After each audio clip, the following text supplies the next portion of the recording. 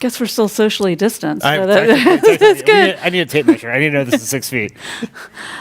Hello, everyone. I would like to welcome you all. I'm excited to be back in person at the Commonwealth Club here in San Francisco.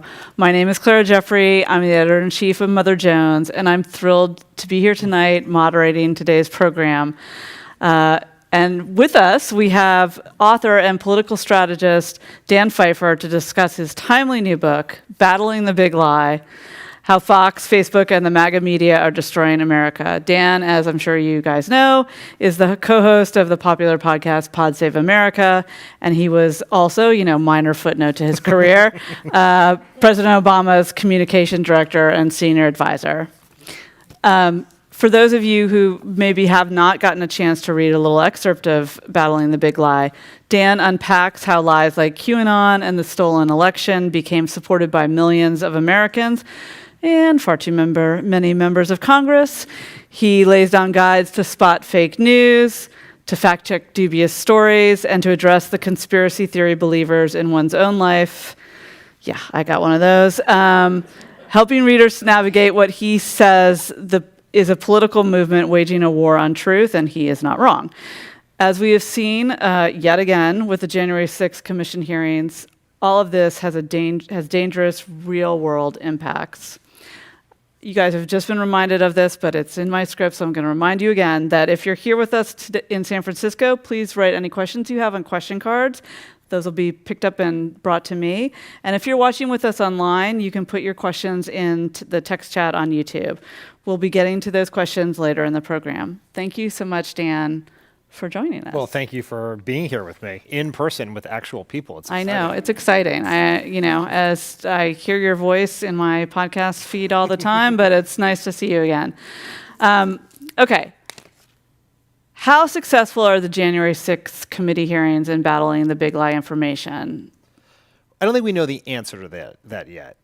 So there are two tests of the success of any art of persuasion, political, marketing, et cetera, but particularly in political messaging.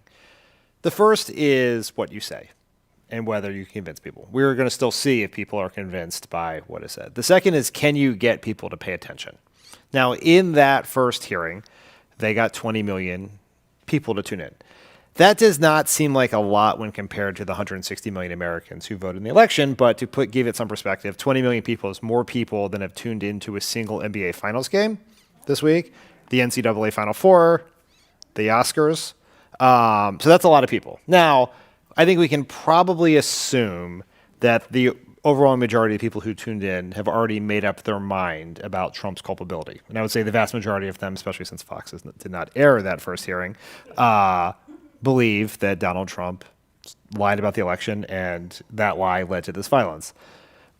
But I think there's even, a more encouraging indicator of success in sort of dominating the conversation. And that is, every day I look at the list of top performing Facebook posts.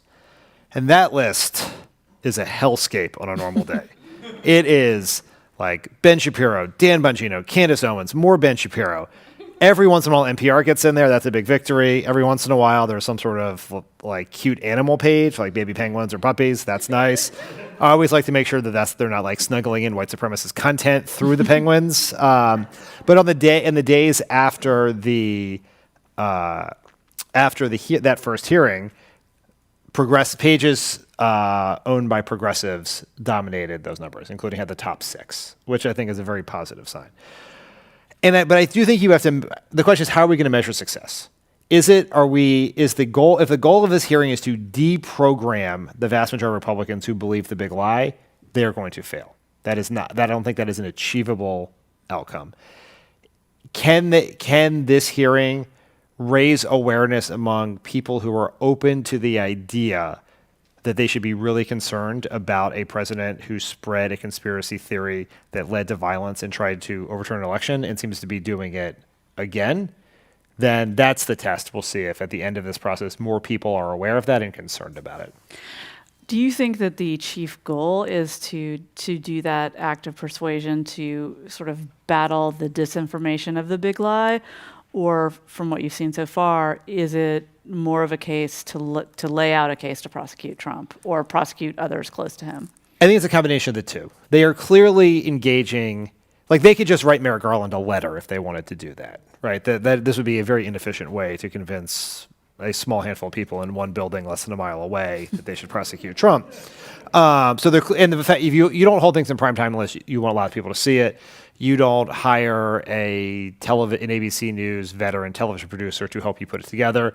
They very clearly have thought, and I think very impressive ways, about how you tell this story with video clips and that never before seen footage of January 6th from the documentarian who was following the Proud Boys, that footage that is basically almost like from the white supremacist version of All the President's Men of the Oath Keepers and the Proud Boys meeting in a secret parking garage in Virginia as if it was Deep Throat and Bob Woodward. And I think they are having success in communicating that story to people. And and this is sort of one of the things I tried to get to in the book is that they are not, the big lie is the specific allegation that Joe Biden somehow stole the election. The means by which Joe Biden, who Donald Trump has also said is mentally incompetent, somehow, I'm not sure he's doing both of those things at the same time, but the details don't matter. Right, it's these light switches that the Chinese hacked, and there's Dominion, and there's something involving Hugo Chavez from the grave, and all of that, and it's all this noise they're throwing out there. And what I think the committee is trying to do is cut through that noise, because I think the average Democrat, most people say Joe Biden won. Some people say, yeah, he probably won, but it sounds like a lot of sketchy stuff happened, and maybe we need voter suppression laws, and this is trying to cut through that noise. And I will see how effective they are, but the early returns are pretty good, I think. Do you think that this is the substance successes and the stylistic successes are the same? I mean, you mentioned that it feels like, I was commenting that it feels like a well plotted out limited series HBO show. Insurrection. This season on Insurrection. Yeah, yes, exactly. Yes. I think that the question that I have in my mind as when we look at the success of this at the end of all 6 episodes of this HBO Max limited series about the fall of democracy is how. I think that January 6th is that day is the most dramatic, right? It is the shock that a lot of people went through. There was violence, people died. We have this footage of it, and when you watch, the footage is so emotional to watch. I talk about January 6th for a living, 3 times a week, and I write about it all the time. And I watched that video, and I was enraged at Donald Trump and all the rest of the Republicans who were whitewashing this thing. I was enraged at myself for not being constantly enraged over the last 18 months because it was so dangerous. But the fear that I have is that we will focus on that day because we can prevent an assault on the Capitol. I promise you the National Guard will be out front next time. There will be walls and barriers. We know how to protect a building, and we know how to get help to that building if you need it. What I really worry about is the ongoing criminal conspiracy to steal the next election, right? The violence just happened because the actual plan did not succeed. What I worry about here is the plan succeeding, and that is, I think, a very real threat that as we go forward, that has to be part of the conversation about this. Yeah, it feels like in some ways a rough draft of what they're trying to accomplish. Your book in part is a tale of watching a sort of top-level communications expert seeing disinformation metastasize over their career.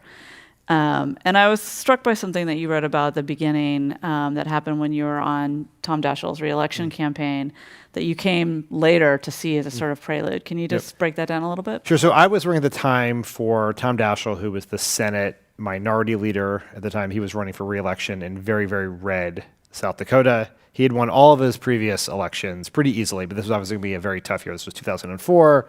Bush was on the ballot. Daschle had become the face of the Democratic Party. South Dakota had gotten more. It had always been Republican, but it had been a little. It had 2 Democratic senators. Was considered a battleground state in 1996 for Bill Clinton.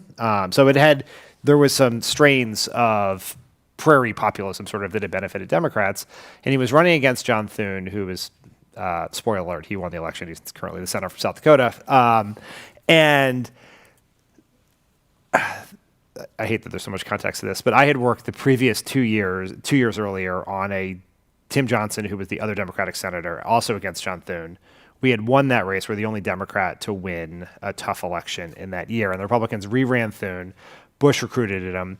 And they did 2 things in that election that I think were a prelude to what the Republicans are doing now. This sort of became part of Trump's media strategy. The first is the right was convinced that the press in South Dakota was overly friendly to Daschle. He had been around for 30 years. They were, I think, this view that they were very excited that as a person who is from the small state of Delaware, who now has a president from their state, if you're from a small state and someone makes it big, you get very excited about it. So there's a sense that the local press was overly thrilled by the fact that their native son had become the most powerful Democrat in the country at the time.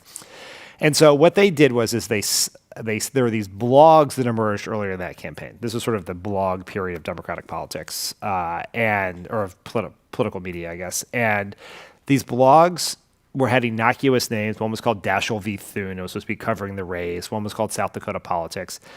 And they started hammering the local press as biased towards Daschle. Hammered him.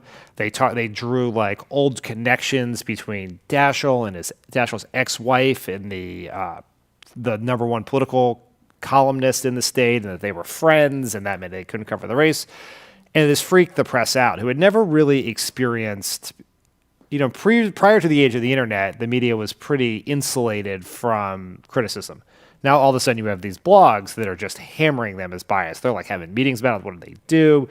And they become so, the state's largest paper, which was really the target of this, became so afraid of it that they wouldn't assign anyone who had basically covered politics before to cover the race, because anyone who covered politics had covered Daschle before.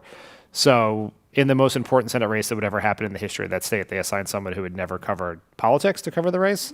And that was very problematic for us on the campaign because this person had no context for some of the things that were happening. And so very successfully bludgeoned the press. The other thing that happened later in that campaign is they started publishing conspiracy theories, like pure straight disinformation. And the most notable one was, and South Dakota is a state where it has a very large Native American population. And that population has traditionally voted overwhelmingly for Democrats. And when they turn out, Democrats have a chance to win. And when they don't, Democrats do not. And this is very important, a long history of racism towards the Native American communities in the state. And they started like emerging on the blogs was this story, like they were like, siren report, like we have big scoop that Daschle had made a secret deal with Native American leaders that if he was reelected, he got sufficient turnout to get reelected, he would return the Black Hills of South Dakota to the Sioux Nation, which it was theirs. I mean, that should have happened. It is their land. But also not something one senator can do. Like, that's not really a feasible thing. And nor had he made such a promise. And using the old sort of communications playbook of that day, you ignore that. You don't want to accidentally put the Streisand effect into effect, where you talk about something where now all of a sudden people know about it, so you give it no oxygen. And I was pretty confident that who is reading these blogs? Like, no, only like political losers like myself are reading these blogs. And so we sat down for a focus group in the Black Hills of South Dakota, and where you get together a bunch of undecided voters, and you have a conversation with them to try to better understand how they're thinking about politics in the race. And the people that we had brought together in this evening were people who had supported Tom Daschle previously, but were now undecided. We're trying to find out why that is, like what messages had moved them, what had he done they didn't like.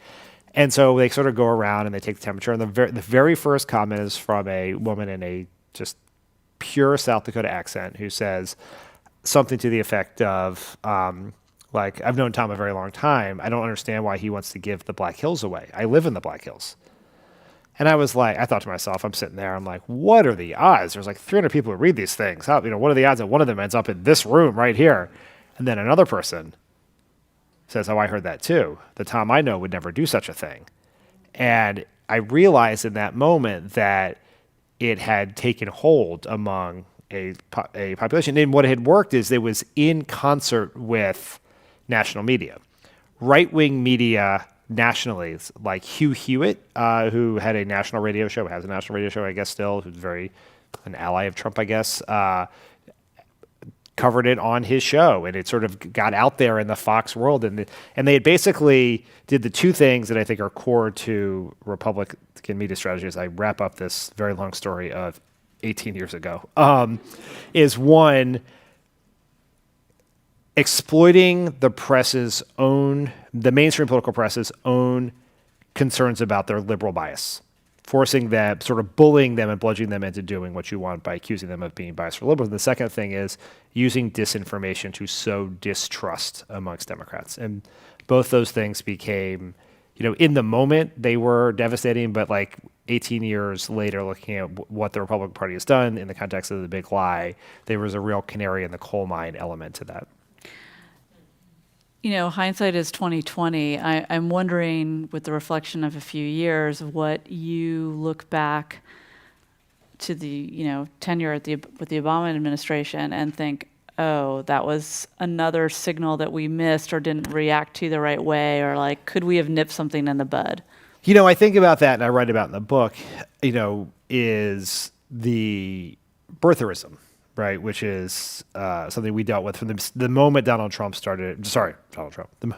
moment Barack Obama started running for president, was this rumor that he was not born in the United States. A patently absurd rumor on a whole host of fronts, but one very important point that often gets lost in this coverage is that there was a birth notice in the Honolulu paper the day after he was born. So this is a very complex, this would have been a very complex conspiracy that would require time travel to go back in time and get that birth notice in there. But, I think in hindsight, we were aggressive during the campaign to respond to it. But once we won, we sort of like, this is behind us, we don't have to worry about it. And it wasn't until Donald Trump picked up the mantle of birtherism that Barack Obama had to himself respond to it and publicly release his long-form birth certificate to the world. We definitely could have gotten there earlier. And I think one of the things that I think we did this in the campaign and we stopped doing in the White House is give our supporters the tools to push back on their behalf. The thing we did in the campaign was, because it was happening in the context of the Democratic primary, it was mostly people who wanted to believe Barack Obama was born in America, but had heard this rumor, and that gave them a pretty big concern that you generally don't want to nominate someone constitutionally eligible to serve as president of the United States. Like, that seems like a flaw in the system.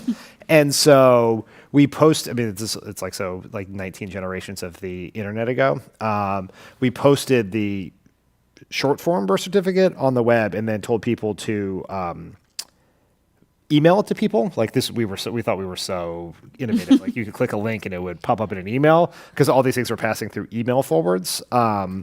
And so we were arming them with here's a piece of proof you can go to a well-meaning person who wants to know the truth. The thing that I struggle with, and I think we all struggle with, is what do you do about people who are not willing to open their ears? Like, that's the hard decision. It's an easier decision politically because you're probably not going to get those. If you're a Democrat, you're not. People who still to this day believe Barack Obama was born in Kenya are not probably gettable. But from a societal point of view, that's a problem. Did you guys struggle with, if we push back too hard, kind of call this as naked racism, that might further aggravate the sort of racist impulses? Or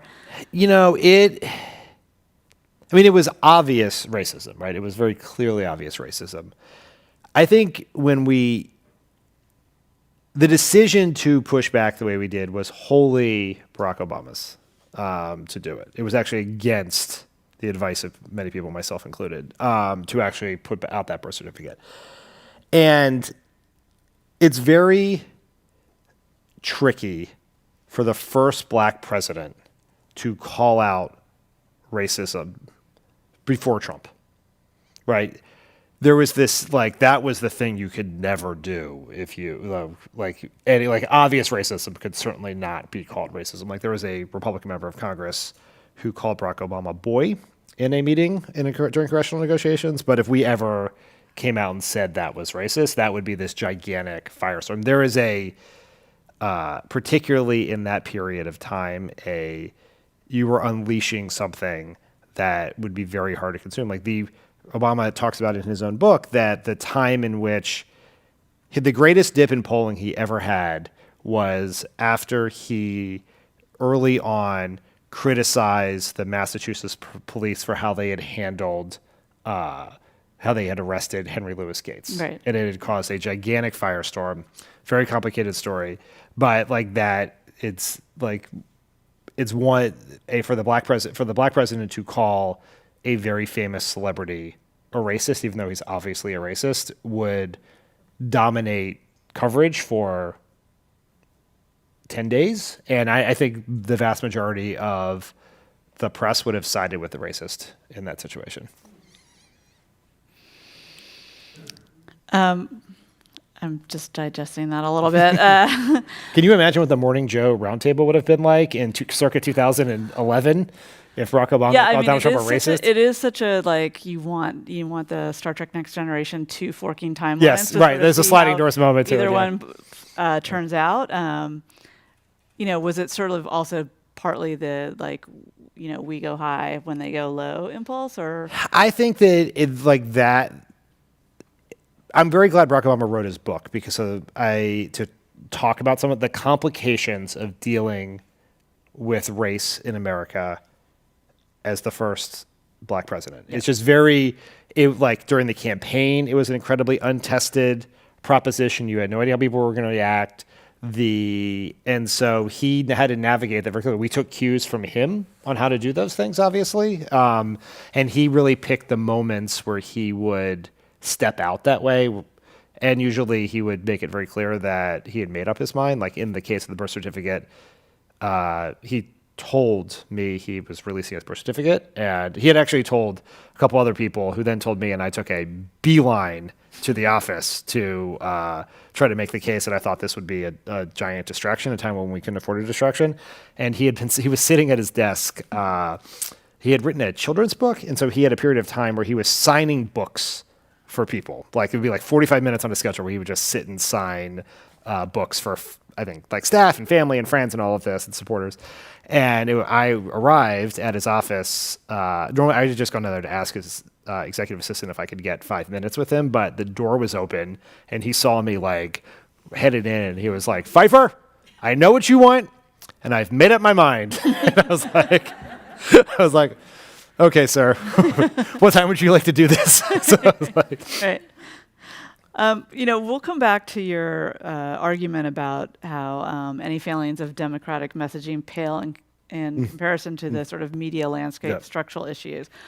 That said, yes, there are these weird missteps like the Pelosi Kente Cloth prayer circle situation, or deciding that abortion shouldn't be called a choice but a decision. I still don't really understand the parsing there. How much of that kind of misstep is too many consultants talking to too many different parts of the party, and is there any hope for more kind of centralized nodes of messaging? I will answer the second part of your question first. No, okay. There is not more hope for that. And I'm sorry to tell you all that, but that is just the reality. I think there are three. My argument in the book that the bigger problem is structural, not messaging, has been read by some as an endorsement of everything Democrats have ever said, and I certainly did not intend it that way. But I think that there are a couple of different problems that lead to some of the things you mentioned.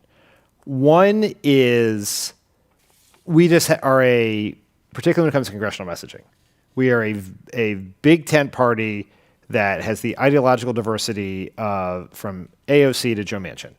And when you do, and I used to work in Senate leadership before I ignored disinformation and helped return Tom Daschle to the private sector. And so I've been through a lot of these processes where you're like, what is our message? And that's really hard when you don't have the White House, so it's like the Congress must decide, and it's not a democracy in the sense that the majority wins. It is everyone signs off, and so you're trying to do message. You need in the Senate right now, if they're like, what is our Senate slogan? You need Joe Manchin, Kyrsten Sinema, Bernie Sanders, Elizabeth Warren, all be like, we're good with that. And by definition, you're going to end up with verbal applesauce. Like that is what that will be. The second problem, and I think this gets to the decision choice, is Democrats are obsessed with words. We are like we think, and that is, it was described to me once by a political columnist many years ago, is that we're like slot machine addicts, where we are always looking for a shortcut to getting rich, and if we just pull the lever enough times, or we come up with the right word or the right phrasing, that will be a substitute for all of the hard work of building bottom-up progressive power, where it's like we can just, we had these obsessions. Like we were obsessed. The party was obsessed in the mid-2000s with George Lakoff. Obsessed. I think George Lakoff is a very smart guy and has a lot of offers, but you can't like a linguist cannot be the answer to the problem, right? And so I think that gets us where it's like, wow, we're losing on this issue, and it's the abortion one actually gets to the structural problem, which is we're winning the popular argument on abortion 8-2 in most cases. Where we're losing is they took over the courts and put in place a bunch of judges appointed by presidents who got fewer votes, approved by Senate majorities that represented minority Americans to pass these laws. It wasn't that we didn't have the right language on abortion. And so that's something that's what we get in these things. And the third thing is, I think our current leadership in the party are very good at lots of parts of their jobs, but it is certainly unfair to ask them to be incredibly deft communicators in the most complicated communication environment in history. I've always had the theory that politicians their communication sensibilities are frozen in amber on the day they enter national politics. And so it's like, that's just how you think, because that's the last time you're a normal human is before you enter national politics. So Steny Hoyer, that was like... Yeah, like, I mean, it is true. Like, World War II. I love Nancy Pelosi. I think Chuck Schumer does a really good job. I've known Joe Biden my entire life and have the utmost respect for him as a person and a president. But all of them remember when television became a big deal. Like, that becomes hard to communicate in the Facebook age. Like, I actually think Barack Obama, who I believe to be the most talented communicator of our time, if he were to run for president now, he would be behind the times communication-wise, because the world changed dramatically in the middle, basically towards the end after his presidency, as Facebook became the most dominant communications platform on the planet, which was different than what it was like when he got elected and reelected, frankly. Okay, so speaking of Facebook, Yeah. Trump just called for the prosecution of Mark Zuckerberg, which Did he do it on Truth Social? he did it on his 12-page Okay. crazy, yeah. Okay. Which seems particularly ironic given all that Facebook has done for Trump. Do you think that even high information voters really understand how malicious Facebook has been in creating the media landscape that we have now? No, I do not believe they do. And I think even high information voters, some of the most media literate, sophisticated news consumers on the planet, are still being victims of disinformation and propaganda on Facebook, because Facebook makes it almost, and this is a feature, not a bug in their mind, impossible to distinguish fact from fiction, information from disinformation, truth from lies, because you're just seeing headlines and you don't know necessarily where that is from. Is it from a news source you should believe because they have a long history of being objective and trying to do the best they can? Is it pure right-wing propaganda? Is it complete disinformation? Like, like I read the news for a living. Like that is my job, and which is really sad. But in 2016, I was sitting on a plane towards the end of that campaign, and I saw a story. I don't even think it was on Facebook. It might have been on Twitter that had been shared by someone, and I clicked on it and I read it. And the headline of the story was something like FBI agent in charge of Clinton investigation found dead in apartment. And I was like, my initial thought was, yet more horrible luck for Hillary Clinton, right? Like, it was not that she had murdered the FBI agent, which was the implication of the story. It was like, of course, right? This will be the fodder for conspiracy theories. And it took me 60 seconds to realize that it was a fake Denver news outlet. It was not the Denver Post. It was like the Denver News Journal or something. Like, I know what the paper in Denver is because I've worked in national politics and I've been to the Denver Post. But the vast majority of Americans have no idea what the name of the local paper in Denver is. So if the Denver News Journal that sounds real, like I'll believe that. And so I think people don't know how dangerous Facebook is, both in how it exists, the decisions people make there, how it has gutted news, journalism, gutted democracy. And I don't even think if they are still on Facebook, they realize that they are victims of said activities as well. I mean, I think the other thing that folks don't get is that it's not just, oh, we've created this structure and like this crap fake news like burbles to the top and is spread. They've actually purposely gone in and manipulated their algorithm to do just this. And that, I think, is it's the intentionality that kind of people like us who swim in this stuff know more about. But it's frightening that Americans, I think, just think, well, if they're bad, it's just because they're kind of lame and don't really do anything on purpose. Yeah, I think that there has been a lot of great reporting on this. You guys have done a lot about how the folks at Facebook under the sign-off of Mark Zuckerberg have specifically not enforced or changed the rules in order to allow propaganda and disinformation to flourish on the platform. Ben Shapiro's Daily Wire, as you have reported, his empire of sites breaks all the rules at Facebook, but they turn a blind eye because they're afraid that if they were to enforce the rules on a very well-read, popular right-wing news site, that would be seen as big tech liberal bias. So they just ignore the rules. For a while, they had a trusted news program, which this was one of their many failed efforts to fight back against "quote unquote" fake news. So we're gonna promote trusted news partners, and we're gonna get like CNN and the New York Times, people like that. But if you get CNN and New York Times in their view, you also have to have Breitbart and Fox, and they had a 3-strike plan. 3 strikes and you're out for pushing if you publish disinformation or factually incorrect, or how they describe it. But they obviously, I think Breitbart is on their like 7,000th strike at this point and not taken off of it because they do not want to upset Trump. And that sounds, a lot of times I think that's interpreted as cowardice, but it's really avarice. Because what they want, particularly when Trump was president, is they were afraid that Trump would do something that would hurt their bottom line. He would use the power of the government against them, the regulators, any of those things. Or, and this is the thing I think is not enough attention is paid to, is Facebook's audience is more Republican than any other news site by far.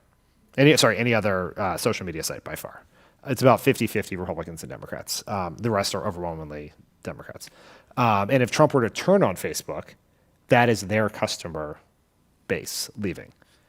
And if people leave the platform, then they don't have any data to suck up to sell to advertisers or people to show ads to, and that would really hurt the bottom line. Well, and also that the way that, and they're not totally alone in this, like have set up a system whereby outrage enhances the bottom line. Yes. And so the more outrage you can sell, the fake Denver newspaper or whatever. Yes. So that brings me to Section 230. Yes. And I give up. Should we repeal it? With apologies to anyone here from the Electronic Frontier Foundation or others. It seems like every supposed ill from massively going in there seems more and more like a gain. Like, what if we got rid of all comment sections? And what if we massively reform social media? Not even that it would go that far. What's your take on that? I am far from as far from an expert on these laws as you possibly can be. And there are a couple of things so it's like, what does the government do about Facebook, right? And like, it obviously is, there's obviously a need for antitrust scrutiny. Someone needs to at least look into the fact that 3 of the largest social media platforms in the world are all owned by one person who is unaccountable to anyone because he can't be fired. Like that, like at least like look at it. Like, let's just spend a couple of days digging into whether we should do something about that. Now, I recognize that, and a lot of smart, well-meaning people point out, like, breaking those things up is very hard. It has some pretty unintended consequences that may not be great for businesses that depend on these platforms for commerce and things like that. So just I stipulate that. The Section 230 thing, Section 230 is the law that provides internet publishers like Facebook with legal immunity about the things that people publish. So if you publish something crazy, Facebook is not liable for that. The one idea that has been interesting to me on this is one that Barack Obama proposed in his disinformation speech at Stanford a couple months ago is, what if he repealed it for ads, right? Because there's a difference between a random person posting something and a entity, particularly a political entity, leveraging Facebook's massive amounts of data to target said disinformation at people the algorithm believes is most likely to believe that disinformation. Like, that may be something where you have some liability. And then the other thing is we've been in this game of whack-a-mole, progressives, people who care about democracy, of like, Mark Zuckerberg, ban this person, take this content down, take Trump down, take the Facebook post down. And like, that's a game where we're losing, right? And so one thing is, and there have been some, like Amy Klobuchar has an approach on this, is, if I remember correctly, is some transparency about the algorithms. Like people should be able to look in, the government regulators particularly should be able to look in the black box and figure out what is being promoted. And if you are promoting COVID, whether intentionally or not intentionally, COVID conspiracy theories or things like that, or the big lie, that there would be some consequences for that. And so those are sort of the steps, but this is a really hard problem because we let these things get way too big before we fix them, and this is where it gets challenging. What kind of disinformation do you think the left is particularly susceptible to? Like, is it a different style of it, or? I mean, there is this. It is definitely the left and the right are very different in their information environments. The left, when they poll Democrats and Republicans on where you get your news, Democrats have a media diet that is very heavy on traditional journalism, CNN, New York Times, local news. Oftentimes some ideologically progressive content, but generally it's a wide array of local news. The Republicans is almost always, the most mainstream outlet that they will ever mention is Wall Street Journal. The rest is like Fox, OAN, Rush Limbaugh when he was alive, that sort of stuff. Where, there was this disturbing. So the left has been just generally less susceptible to these things because of that. There are checks and balances in the system where if you're not living in this hermetically sealed information bubble. But there was this story about the Jeopardy contestant who was accused of doing a white power sign on Jeopardy, and which he all now suggested that he just had his fingers in a certain way, and that really wasn't what he was doing. And it spread like wildfire among the Jeopardy community, the fans and the contestants. And it was a very powerful New York Times story about this, and because we're living in a world where white supremacy is out in the open, is being advocated by our leaders. And so we're very sensitive to that. And so we see this accusation, this might have happened, and people believed it, and nothing anyone said could get them to disbelieve it. And lots of people, these are Jeopardy contestants. They're as smart as they can possibly be, all believed this and signed a letter basically calling on him to be, I don't know what the repercussions are for Jeopardy contestants, but that actually is an important point that I think, when we think about victims of disinformation or people who fall for conspiracy theories, there is this tendency, particularly among people on our side, to think it is falling to that is something that happens to the uneducated. And that's not actually the case. It is not the most likely predictor of whether you're going to believe a conspiracy theory is not whether you went to college or not. It's whether you consume right-wing media. And a non-college educated or non-high school educated, whatever else, people with less education who consume a diverse media diet are less likely to fall for conspiracy theory than a double PhD JD from Harvard that only gets their news from Fox. I may be referring to Bill Barr, but so yeah. One of the things, and I'm not going to rehash the 2016 election. That's a brutal thing to do. Yes. But I think we saw, broadly that there was a sort of strain of like, Hillary's just as bad as Trump, right? Yeah. That was the sort of refrain. And in other arenas as well, do you think the left, like broadly, or maybe the activist left in particular, has kind of learned some lessons of category collapse? I mean, they certainly in 2020 we did not have the like in 2016. Anyone who it's always dangerous to even say those words, but there was a definite strain of people who thought it didn't matter who got elected or Hillary was just as bad or whatever else. That was some of those people ended up voting for Jill Stein.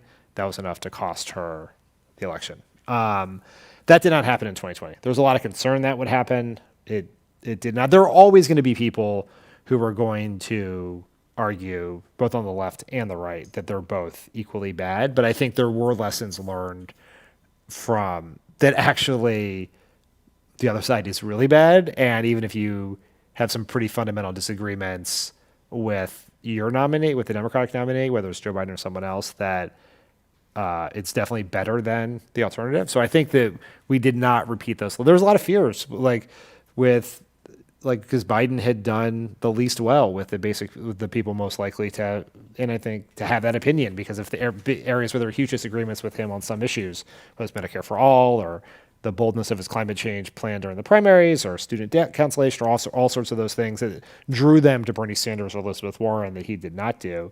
And that there was really no problem that way, either publicly or at the polls in that case.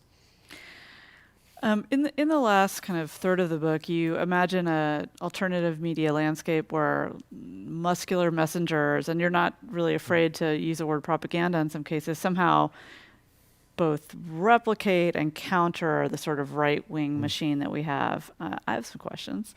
How do we do that without creating a million Denver fake paper sites? And, as Steve Bannon would put it, be complicit in flooding the zone with shit. Yeah.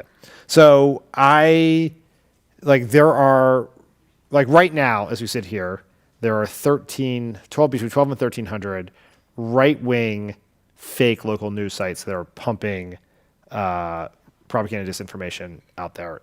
They're almost universally located in battleground states. And there are currently 8 Democrat progressive-owned local news sites, but those local news sites abide by they hire actual journalists. They are transparent about their progressivism, but they are operating under the traditional strictures of editing, fact-checking, et cetera. I think that's very important because disinformation is not going to work as a strategy for us. The Republican version is not going to work as a strategy for us.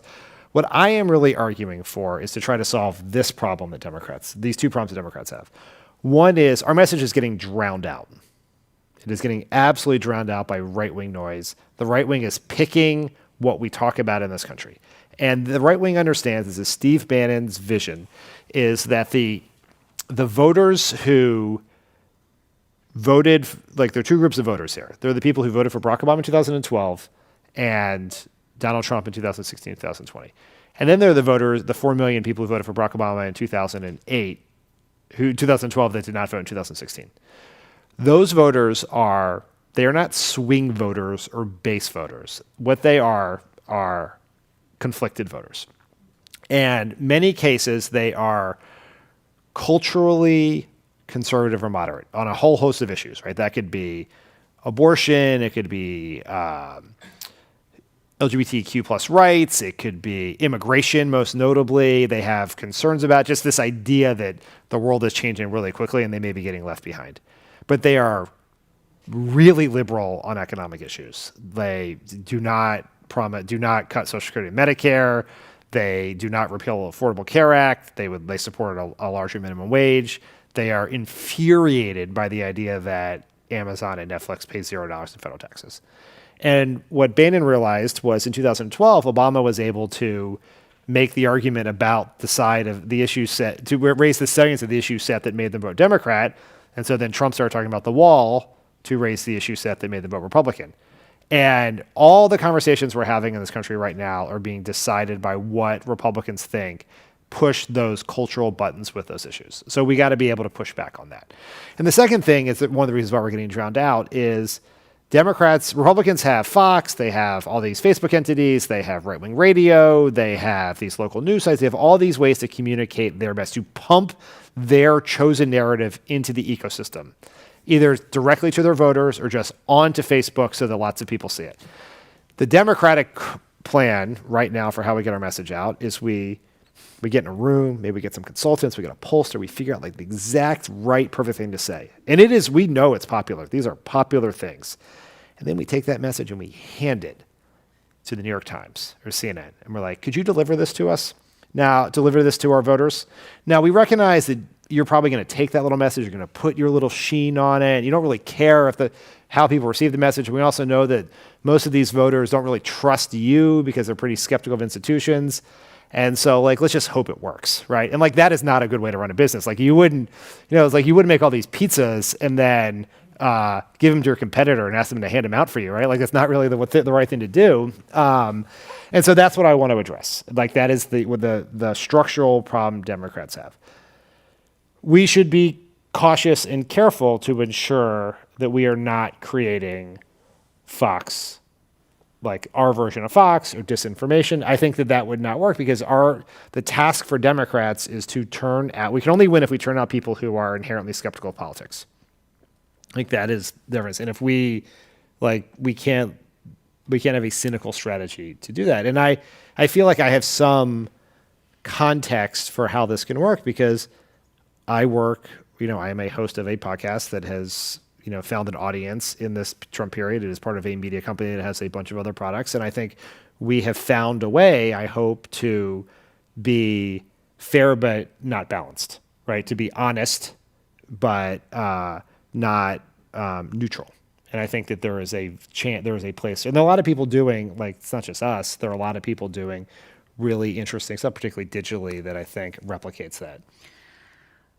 Where do you think the money will come from? I ask because if you're the Kochs and you want to pump money into media for 20 years, 30 years, you're doing it for a lot of reasons, but one really overriding reason is that you think that will change the regulatory landscape and therefore accrue to your bottom line.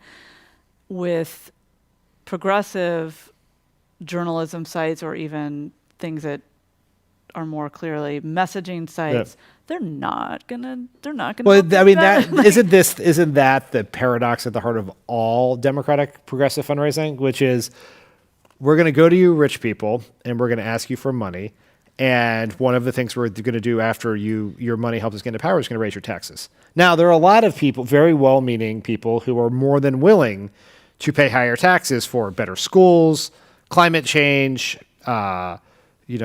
getting assault weapons off the street, whatever that is. And I think that that's the similar context for progressive media, right? Is that people are going to have to invest all support of Democratic politicians by really wealthy people is them agreeing to possibly have their taxes raised or their companies regulated with tougher enforcement or all the above. And so that's not a unique challenge here. We also have a lot of people who give $5, $10 a month to Democratic candidates who can also support progressive media, right? You have pioneered a reader-supported model in a lot of ways. That is people can do simple things that don't cost money, like subscribe to progressive YouTube channels, because the more people who subscribe to it, the more people the YouTube algorithm will show the content to. Same thing with, if you're still on Facebook, with progressive Facebook pages. If more people, the right gets this and their voters get it because it's an identity thing. Like, I follow Ben Shapiro, right? So I'm going to follow him. We don't do enough of that. And so there is billionaire model, like there's the rich people model. And then there's also how do we go to our grassroots activist fundraising base to also be patrons of sort of this new progressive megaphone. I feel like, having been in a place of trying to raise money for progressive media for a very long time, every 5-10 years, someone comes around with a pitch deck. I mean, I kind of remember the one for Air America, or the one for, various things along the way. And, it was always a sort of Fox News to the left, but truth. Yeah. And it's really hard to square. I mean, I would love for that to happen. Yeah. Please give us all money, all of us. But Fox News works in part because it is not truth. Yeah. And, I agree when I read good progressive media, or when I listen to, Pod Save, that there's a way to kind of speak truthfully and from a point of view. Yeah. But the money connection to that is still elusive. I mean, you guys have done really well, but it's, no one's writing you checks for $500 million, I presume. Let me know. Let me know. Yes. And so, again, it sort of comes back to this funding model problem that kind of bedevils progressive media most particularly, I think. Yeah. It is, the challenge we have is, and I write about this in the book, that every right-wing digital media company that has sprouted up over the last 10 years started with a right-wing billionaire giving them money to run a business at a loss because they viewed it as an investment in a political outcome. And progressive billionaires tend to buy old media institutions and try to fix them, which is truly a noble endeavor. Like, it'd be great if some people bought, instead of buying the Atlantic, they bought the Des Moines Register or something, and got those papers up and running again. But still, there is a business model problem with nearly all media, and so if people want to support it, I have been screaming at the rooftops about the need to invest in progressive media, and I define it really largely. It can be it could be something like Mother Jones, something that is media but is progressive, right? It fits within your common conception of what media is. It's here you have this magazine over here, it's right leaning. You have this one in the middle. This magazine, digital site, etc., is neutral, if you will, and this is liberal, right? We've had that model before. Crooked Media is a new media company that has a bunch of products, mostly podcasts, but also video stuff. Has produced television shows and things. Got coffee now. There's coffee. It's super weird. It's supposedly great. I don't know. And we got to finish the old coffee before I'm allowed to put the new coffee in the bin. So all kinds of things like that. But there's also just content, right? There's a really More Perfect Union is a content outlet that was started by Bernie Sanders' 2020 campaign manager, super smart guy, and they produce content that pushes populist, economic, particularly pro-labor union narratives. Yeah. They're not trying, and they're putting, it's videos, it's reporting, it's reports, and they're just pumping in the ecosystem. They're putting a little money behind some of those things. And when I say progressive media, it's not just can we get Air America, Fox Light, more great writing and reporting? Can we also just get more content, right? The right has a lot of Prager University is a YouTube channel that pumps stuff in. A lot of the disinformation that happened in Spanish language in the 2020 election was happening on YouTube. Yep. Completely oblivious to the non-Spanish speaking political reporters who cover presidential politics, but massively effectual. And as I've run around yelling about this over the years, prior to 2020, it was almost impossible to get anyone who could write a big check to listen to the problem. it was either fear of propaganda or we have all these other problems that are more urgent. But since 2020, there have been a lot more people willing to at least have our conversations about investing in this problem. Because I think the big lie and the success of January 6th, or the dangers of the fact that they were able to convince enough people to assault the United States Capitol, has, I think, woken some people up about we're going to have to start fighting back. I want to ask a few audience questions, and I'm going to pick one that has shown up in a couple of these cards, which is, who persuades Dianne Feinstein to retire? You mean like retire like now, right? Yes. I think if we all just tweeted her enough, there's like a number where if we tweeted her, we get to like 5 million tweets. Just like with Joe Manchin will change his mind on the filibuster. Mm-hmm. I don't know. I mean, it's not great, as they say. That yeah, she should retire. I don't think I'm the person, because I've said this before and it has not worked. But I wish that there was an effort to be more open about this, because I think it's important. I have a few people who would really want to know which shows that in some part reconstitute Obama-era politics that you like. Like, are there... did you watch The First Lady? I have a question here. Did you watch, are those things hard to watch in a way because they're sort of this weird facsimile that... I have not watched what are the other options other than First Lady? Is there another? Oh, there's various, like the Madam Secretary was one, and just others. Yeah, that's various. I have not watched First Lady. My wife, very much, who worked for the First Lady for a long time, very much wants to watch it. We have 2 small children, and we're working our way through. We just finished The Staircase on HBO Max, so it's coming up soon. So we would watch it.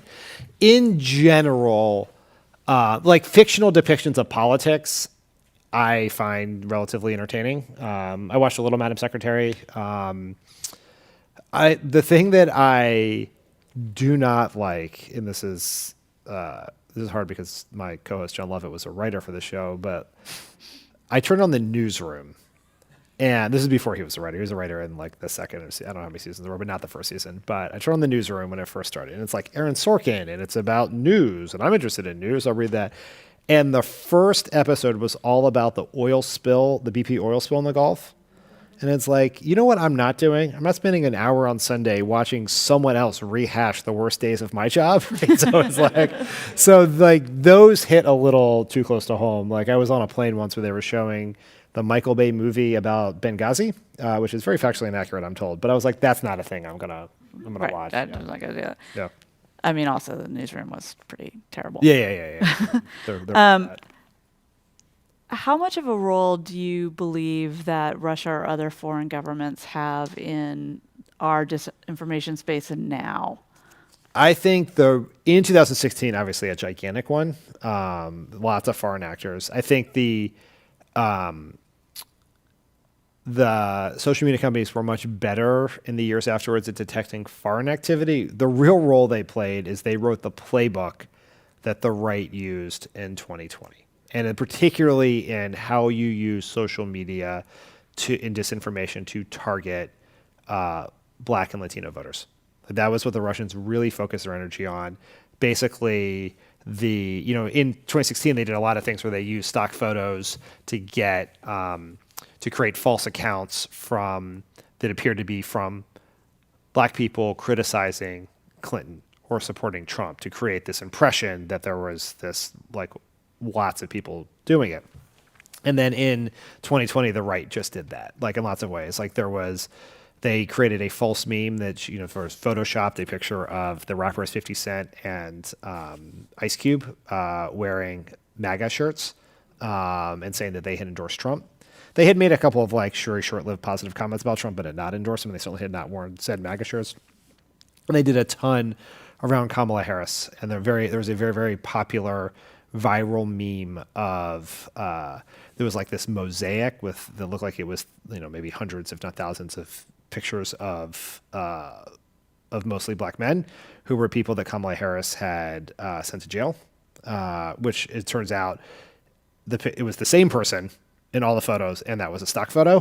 So it was, but a lot of that, like that was straight out of the Russian playbook, was an attempt to try to depress the vote among core Democratic constituencies with disinformation. I mean, I remember the first time, and I didn't really understand what it was, but the first time that I started noticing activity like this was during Ferguson. Yep. And you would chase down who someone claimed to be, and like, if you went far enough into their, Twitter history, you're like, wait a minute, what's happening here? Yes. Of course, if you name that or talked about your suspicions, you end up being the sort of source of, the sort of focus of ridicule, Yes. like of, Russia, Yeah. or just, what are you talking about? Like, Yeah. why are you saying that these people aren't who they say? Yeah. And I'm wondering, do you have any insights into how, because you kind of talk in your book about various steps that we can take, like that kind of a thing, like how should we all be better screening our social media intake? Well, so there are two major guideposts. One is read the story, right? Like there was a lot, this is how a lot of disinformation is being passed along is it like claims to take something from an article that the article does not actually say, is approach everything with skepticism, everything. Unless it is from someone you absolutely know because they are a reporter with the blue check mark if you do not know who the person is, either from your life or because they are a media personality or someone who have a record of trust, be very skeptical that's accurate. Because a lot of people, it's not just, there is the person who, and then this is the third thing, which is don't get baited into engaging with the content for a couple reasons for this. One is lots of us mistakenly share misinformation because we share content that has out of context information, right? There is, you see this all the time where, it turns out, it'll be like, this happened a lot during the early parts of the Trump administration where it would be about like a heartbreaking story about someone being deported or potentially being deported. And then lots of people would share it. They'd be yelling about Trump. And it would turn out actually that person the deportation orders had been before Trump, or that there was more context to it or all these other things. People were constantly sharing and then being forced to like walk back, particularly if they were a person who was, had a platform and should know better. The other thing, I think this is is whether it's disinformation or propaganda or anything else, is when you engage, like the most important thing to understand about all social media platforms is they measure engagement. The things that get more engagement are shown to more people. And it doesn't matter whether that is a comment, a positive comment, a negative comment, a thumbs up, a thumbs down, any of those things, it goes into the engagement meter and is shown to more people. So people are constantly spreading disinformation. Like this is how bad Facebook is, but this is also true of Twitter or anyone else is.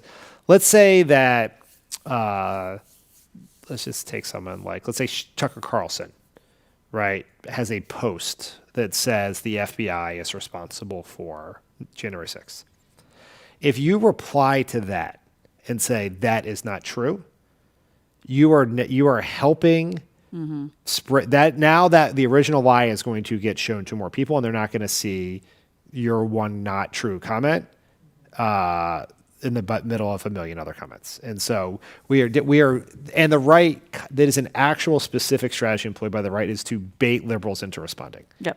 Steve Bannon did this famously with Breitbart. He would write these incredibly offensive headlines, or more offensive than anything he'd ever written, like "Birth control makes women ugly" was a headline, right? He had some anti-Semitic headline about Bill Kristol, and then everyone is like, "Anti-Semite, liar, terrible," and then she's just like going to the bank every time, politically and financially, as it is getting spread all across Facebook. Trump did this pretty cleverly in the campaign when he was now I can't remember this specific example. Anyway, people do this all the time, and like do not like there was and Neil Dash, who is this very thoughtful tech guy in New York, has talked a lot about this. But basically, the way to think about it is, we live in an attention economy. If attention equals money, so do not give someone attention if you wouldn't give them money. So if Ted Cruz says something and you're not a Ted Cruz donor, don't engage with his post. So I am at the risk of running slightly over time. I'm now supposed to kind of give you a final question Okay. to sum things up. Okay. And regarding Biden and sort of the Democrats more broadly right now, you've been kind of hammering on this point that it's not so much a comms problem. Yep. It's a reality problem. So, is that important for people to understand, or is it just further their cynicism that it's like, oh, well, all you're saying is that, like, it's even worse than I thought? Yeah. Okay, that's part one. What's part one? And part two is, what are messages that you guys at Crooked or otherwise find can motivate people when things are so gloomy? So, on the first part, like, there is this, we should be clear and honest with people that there is no messaging solution to historic inflation. Like, there's nothing that Joe Biden can say or Nancy Pelosi can say or anyone else can say that's going to make people forget that gas prices and grocery prices are incredibly high, and they can't do a bunch of things they would otherwise do, like go on a family vacation or buy something for their kids or any of those things, because gas and grocery prices are so high. There is no message solution to that. However, it may be the only thing we can control is what we say in this situation. Like, there are a lot of things the administration is going to do to try to deal with inflation. Most of the problem is outside of their control because it's happening all over the world, everywhere. But we can control what we can say. And so in that sense, like, there's not a solution to it, but it's like we focus on it because it's the one place where we may be able to do better than we were before. And so, like, and I always think it's important just to, like, give that caveat that the messaging isn't going to solve it, but we can always make it better, right? Both in terms of what we say and then how we get people to hear it. There's two things that I think maybe the thing that has been the most motivating or helpful or illuminating to people is when we talk about these elections is to think about them this way. This is a very tough political environment. Historically, presidents almost always lose in this situation. We have high inflation. We have a lingering pandemic. Even on top of normal inflation, there's a land war in Europe, which is making grain prices and gas prices higher. So this is tough times, for sure. And everyone should be honest and realistic about it and not peddle like overly rosy scenarios. But it's a tractable problem. Like, think about it this way. When it comes particularly to keeping or even expanding our Senate majority or winning the absolutely essential governor's races that could stop the next insurrection in its tracks by keeping the governorships of Pennsylvania, Michigan, Wisconsin, and winning it in Georgia and Arizona, we don't have to convince a single person who voted for Donald Trump to vote for us. Not a single one. Joe Biden won all of those states. There's an anti-Trump, pro-democracy, pro-reality majority in those states and in the country. So all we have to do is go get the people who voted for Joe Biden and get them to vote again. Is that going to be easy?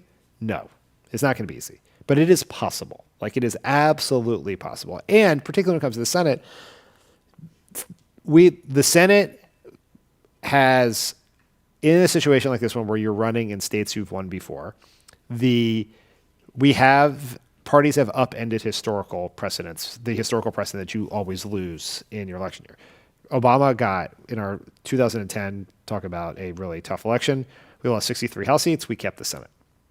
2018, Democrats took the House, 140 House seats, Republicans kept the Senate. Like, that is a very, very possible thing to do, and we have to do it because the stakes are high. The threat that Donald Trump represented has metastasized across the entire Republican Party. January 6th, and that may have been, as these hearings have shown, like a plot hatched by some of the dumbest people to ever walk the face of the planet. But they almost succeeded. But this time around, the entire Republican Party is on board. They're all engaged in it. And they're going to try to hold on to political power despite the fact that they represent a shrinking slice of the country with less popular policy, less popular politicians. And so the stakes are incredibly higher. And I know it can be exhausting to be told for the 17th consecutive election, this is the most important election in history.